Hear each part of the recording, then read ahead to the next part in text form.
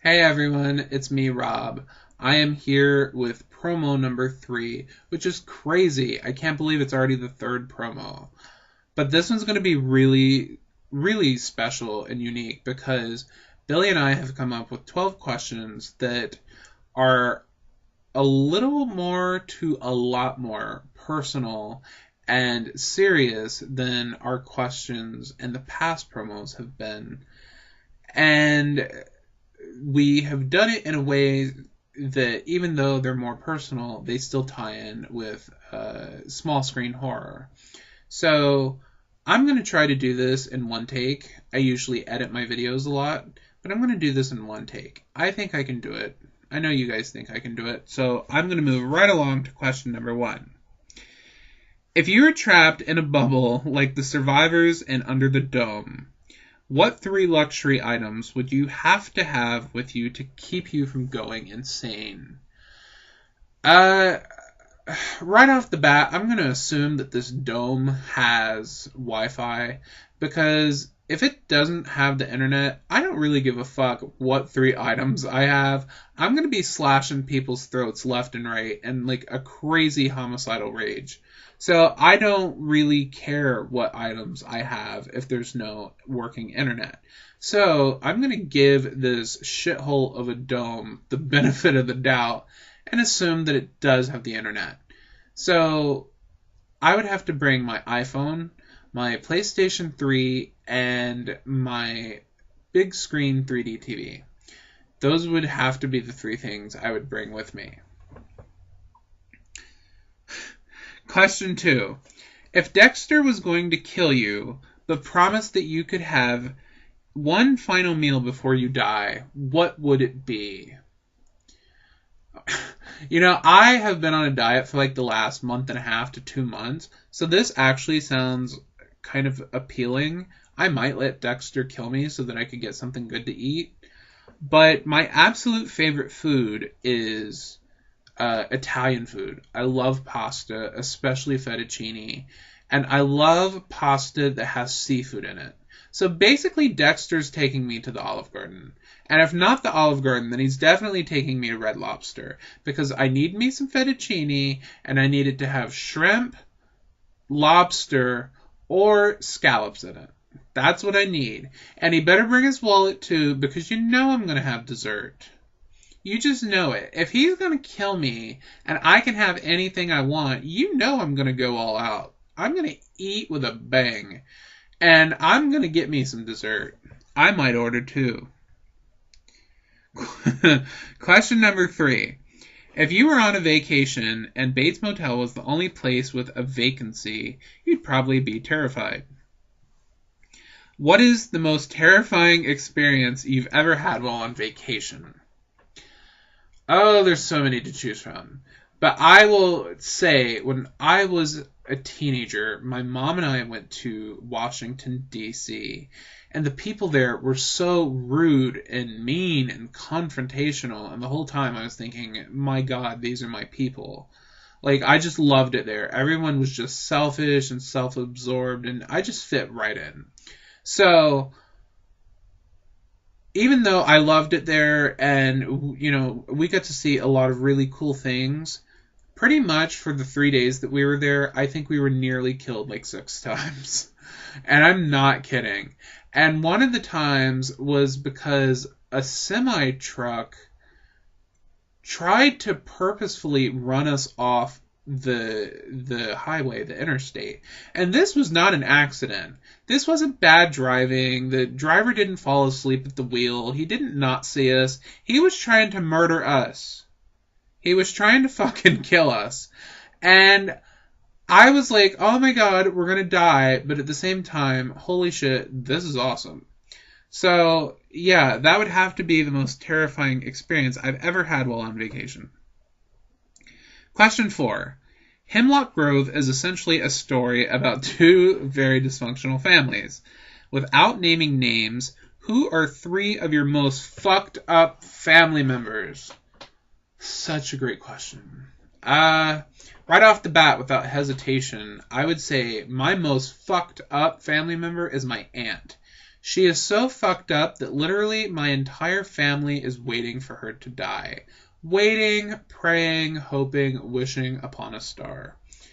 When she dies, we will probably all clap, do the wave, dance, cheer. We just cannot stand this woman. She is, without a doubt, a cunt.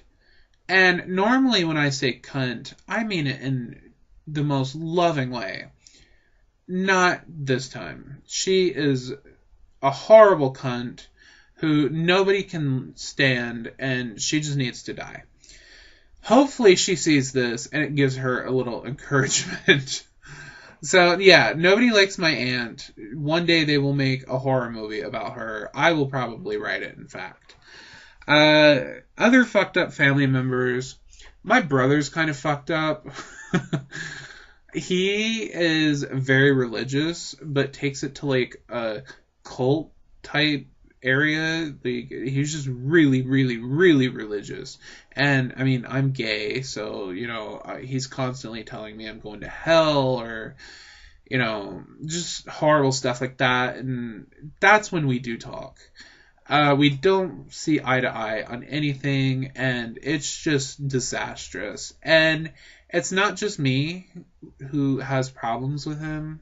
It's kind of several people in my family. So, yeah, he's one of them. And the third person would have to be my mom. And I know that sounds terrible, but my mom and I used to be best friends, and at some point she went insane, and she became really difficult to deal with. So sometimes we're still best friends, and sometimes we want to kill each other. So those are the three of my three most fucked up family members. Question 5.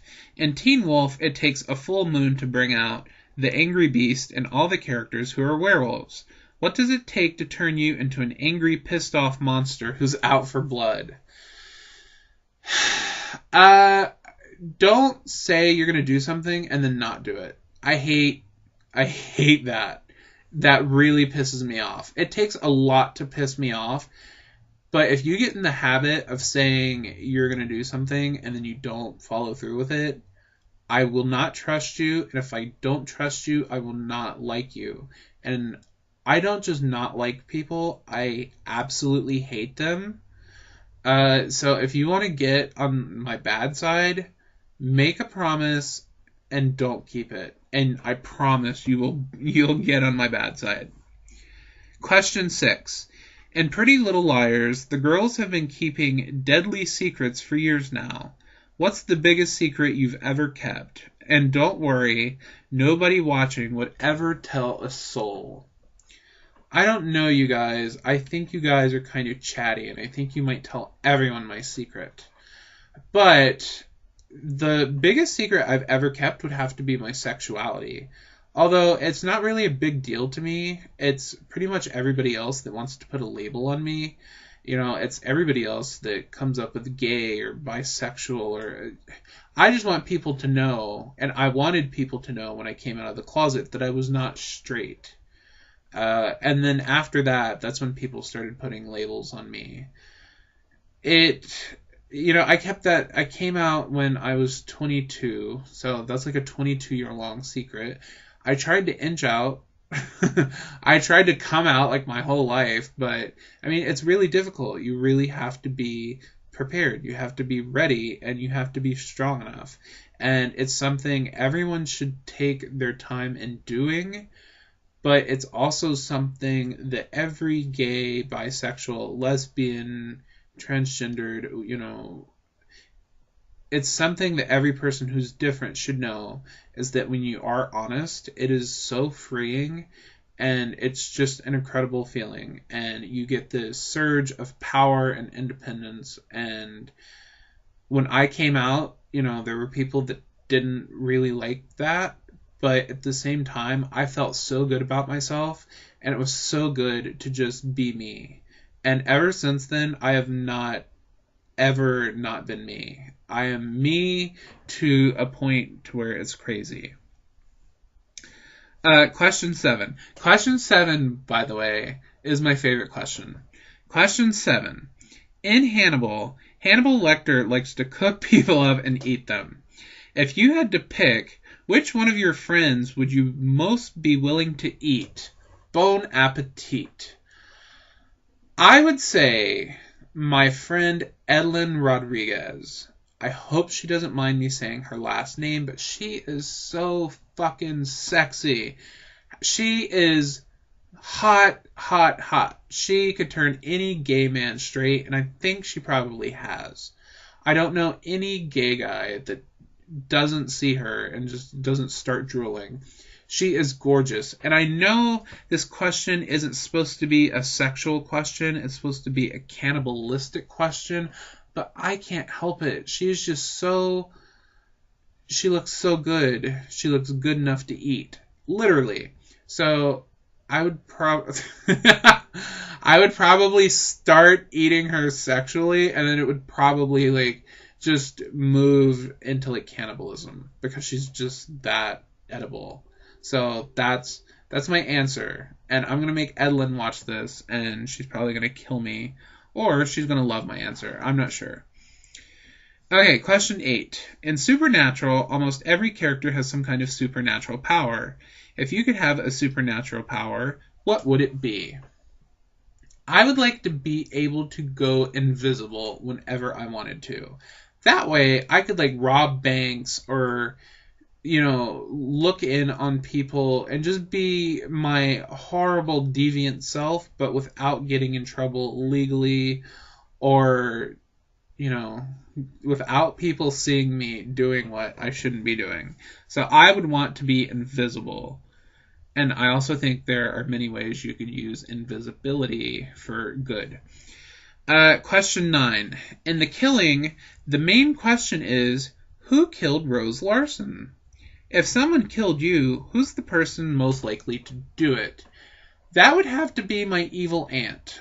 Although she's too stupid and too lazy to actually do it. And I'm always many steps ahead of her. But for some freakish reason, if I do ever end up dead or if somebody kills me, I want you guys who are watching this to tell the police, did you ask his evil aunt? Like, did you question her? And then they will probably come to the realization that she is, in fact, my killer. Question 10. In the Vampire Diaries, Klaus left Mystic Falls to be spun off in the originals. If your life was spun off, what new location would you like it to take you? I'm going to interpret this question a little differently because at first it reads basically, where would you like to go? And normally my answer would be New York or Los Angeles. That's very generic. I would also like to go to like the Bahamas or, some beautiful island with white sands and blue water and crystal clear waves and, all that good stuff. But I feel like my life is headed towards that direction anyway, as far as the city goes. I feel like I'm headed towards New York or LA. And when I read spin-off, I feel like you're kind of taking a path that you wouldn't be taking normally. So I think if I could go someplace that I wouldn't normally go, it would be a desert. For the past year, I have been obsessed with deserts. I really want to go to like Phoenix, Arizona or Albuquerque, New Mexico. Just really go to a desert, go to a rave, get fucked up, do all kinds of shit that being invisible would come in handy for. And a lot of that is Edlyn's fault that I want to do all of these crazy things. But no, I really think the desert is so beautiful at night. I think it's gorgeous. I think it's kind of creepy. And I kind of like that. Like, that to me is how some people like to go to cemeteries at night. I think I would like to go to the desert at night because you feel so isolated. And there's no buildings and there's no trees, and the land and the sky, I feel like they're on top of each other, and it's a crazy surreal experience. I've actually experienced it before, but I would love to I would love for that to be my life. So that is where my life would be spun off to. Question 11. In The Walking Dead, the main focus of the show is its group of survivors. If you were in a group, which role would come most natural to you? The follower or the leader? Right away, I want to say the leader, but I feel like I could be comfortable in both roles as both follower and leader. I'm going to have to say follower, though, if I'm being completely honest, because if there was, someone who said, let's go out and kill the zombies, eventually I'd be like, okay, I want to come. But I would not be the first person who said, I'm going to go out there and kill the zombies. I would not be that first person. So, essentially, I would follow the leader. So, I'm going to have to say follower.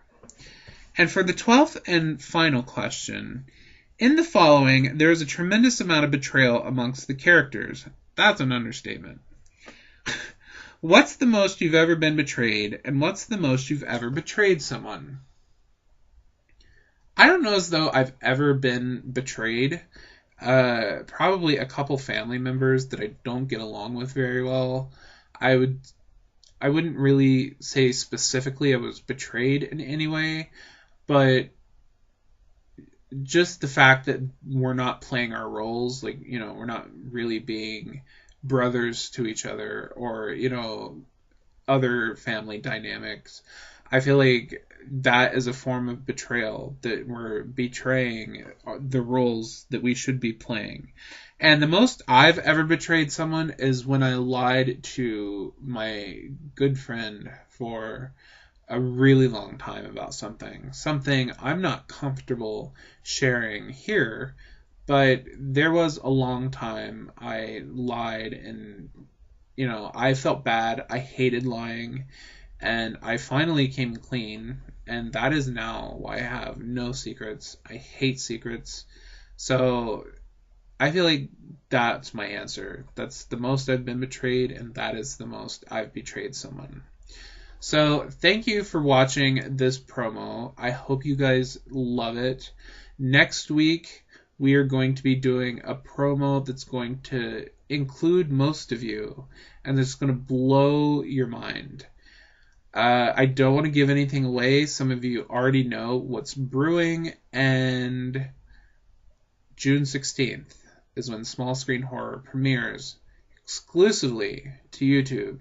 So make sure you are ready to watch us, because we are ready to be seen.